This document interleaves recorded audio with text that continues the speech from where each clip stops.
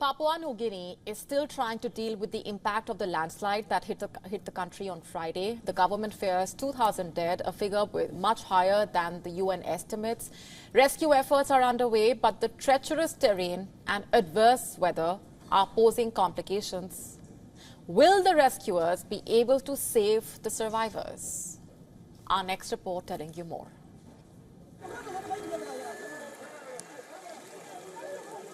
In the early hours of Friday, as most people slept, a landslide tore through Papua New Guinea. Some villagers say it felt like an exploding bomb.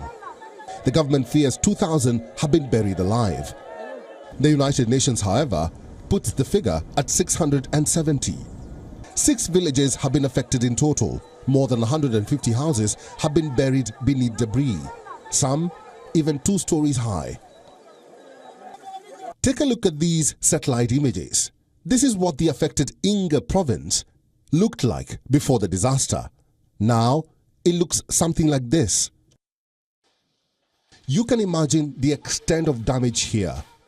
The government ordered thousands of residents to evacuate from the path of the landslide. Even after 4 days, the landslide remains active. Rescue efforts are currently underway, but the treacherous terrain is making it difficult for help to arrive. Rescuers are battling in the face of adverse weather conditions and the risk of further landslides. To make matters worse, a bridge has collapsed on the main route for shipping aid and equipment to the site of the landslide. If the region experiences any more rainfall in the near future, it could lead to another unprecedented disaster. This is what an expert had to say.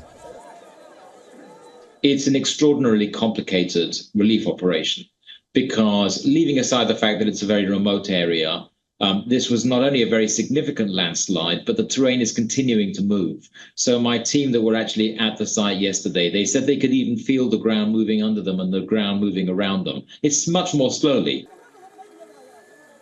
For the time being, search parties are relying on manual labor.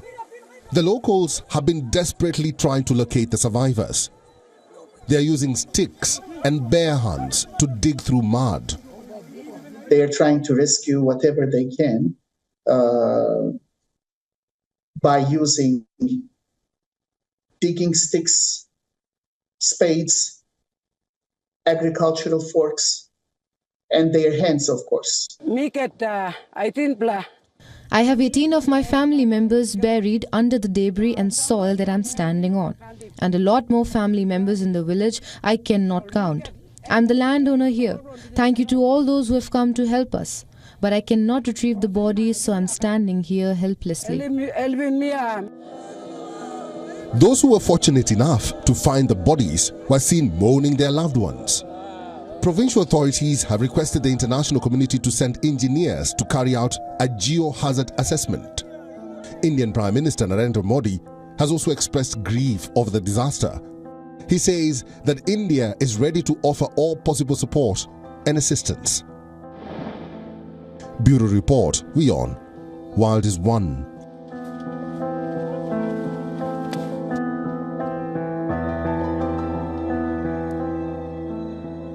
To stay up to speed with the latest news, download the WION app and subscribe to our YouTube channel.